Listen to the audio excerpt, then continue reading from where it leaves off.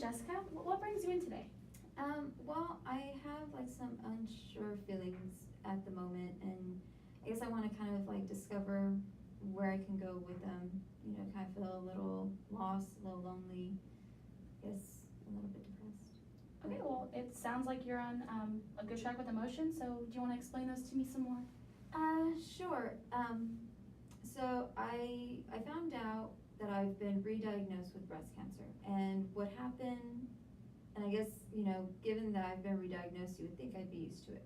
But unfortunately, it was 3 year spans, and I thought I was clear and I was good. And I say that because prior to the 3 year spans, I had had breast cancer 3 times in a row.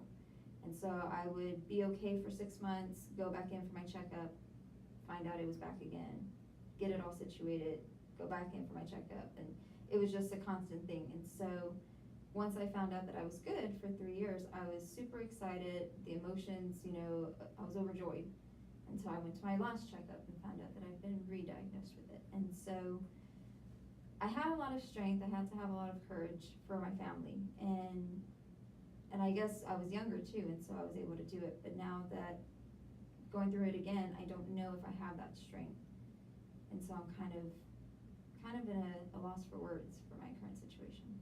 Okay, it sounds like you're experiencing loneliness.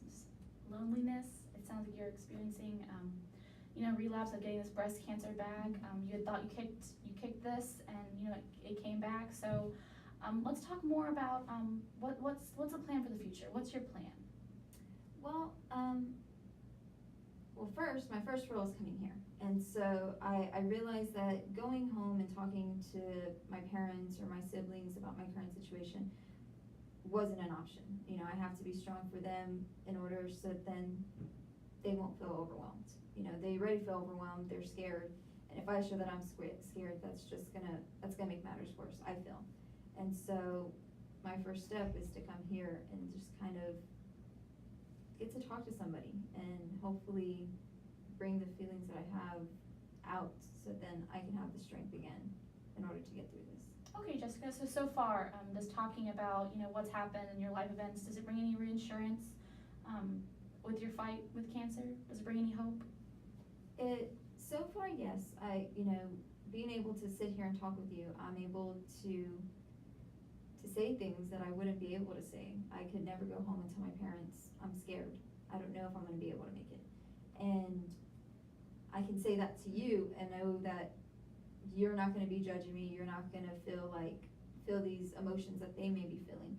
And so I get to be open and honest here. And that does reassure me and tell me that, hey, if you can get this off, you can move on. And I really do have high hopes that maybe now I can actually overcome this again. Okay, well, the reassurance is a good feeling to have. Let's focus on, you being, closed off from your family and worrying about their family, your family's emotions and how they're gonna react. Let's focus on that. Well, my parents are very supportive, so I don't want you thinking that they're not supportive. They're supportive, of me and of my current situation. They will do just about anything. But I know at the end of the day when they go to sleep, they are worried. Their little girl is having to go through breast cancer again. That's something that no parent wants to ever hear, much less the first time that I had to tell them. But it's a scary situation. I see what it's doing to them as well as to me, health-wise. And sometimes I blame myself that, hey, if I didn't have this, they wouldn't feel this way either. Okay, Jessica, so what I'm hearing is you're feeling like you're a burden to your parents with what's going on. Yeah. Is that correct? Yeah. Okay, well, these are all, normal and natural feelings, and we're gonna tackle this step by step. We're running out of time right now, but we're off to a good start. So thank you so much, Jessica, for coming in. All right, thank you so much.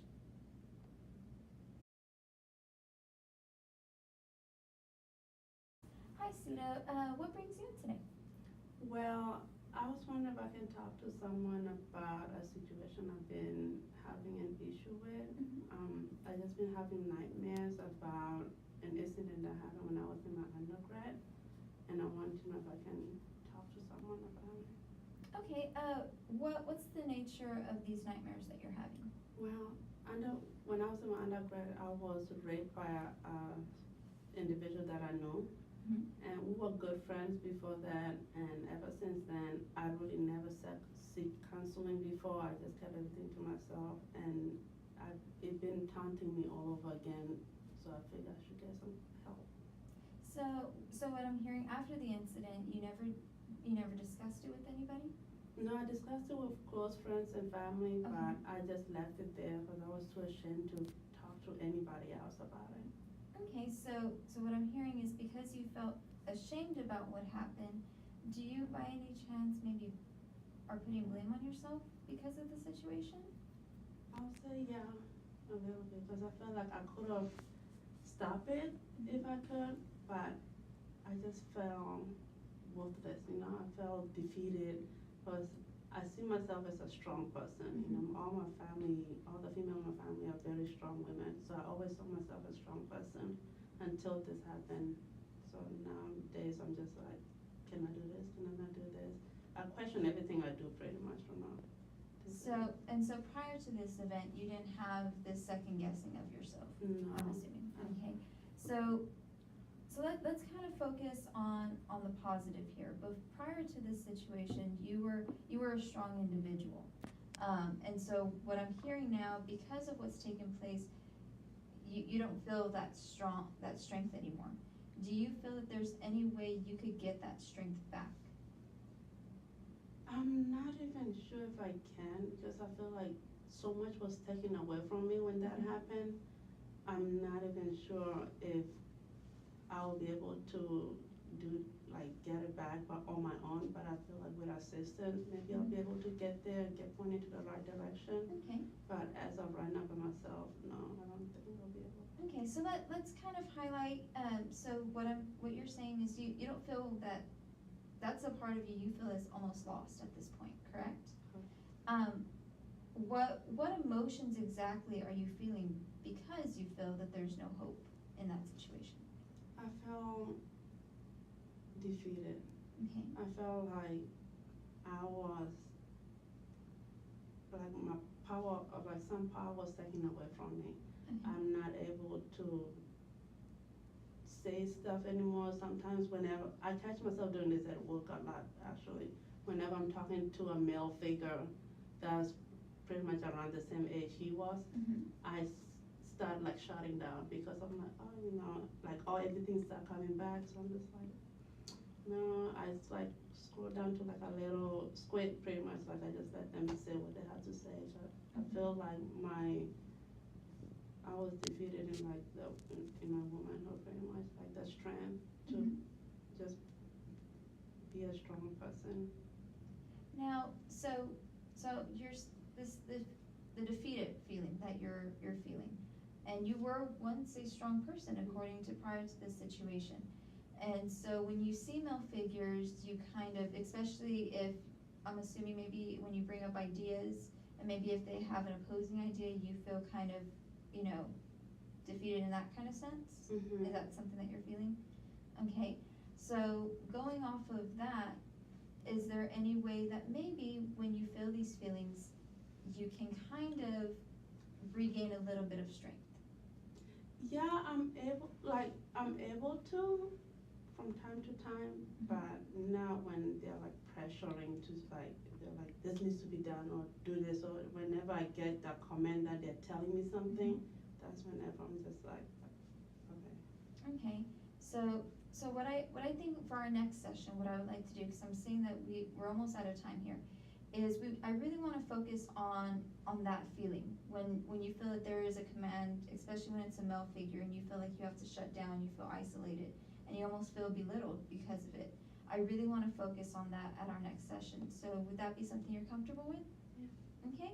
All right. So I'd like to thank you so much for coming in today and at least talking and kind of opening up about your situation. I look forward to our next session. Me too.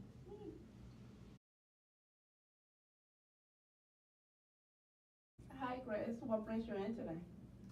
Well, I use a lot of drugs. I kind of use whatever. I don't really have a preference. I just kind of use whatever, and that's kind of, I've hit my rock bottom pretty much. So that's why I'm here today. Yeah, so I'm hearing that you're feeling very low about yourself. Yeah, I mean, honestly, like, I've never done this before. I don't really feel comfortable talking to you. Really, the only reason I'm here is because my parents told me I needed to go in. So that's really why, I mean, I want you to know that's really the only reason why I'm here. Like, I don't really need help. Okay, why don't we talk more about that? You feel that you don't need help because your parents are the one that brought you in here? Yeah, I didn't want to come in. And I feel like they know what's best for me, but they really don't. But I'm feeling just really angry with them right now. But I mean, I'm here. I'm gonna try it. I mean, they want me to try it, so I'm trying it. So that's where I'm at right now. So why do you think they insisted you to come in here if you feel that you don't have any issues?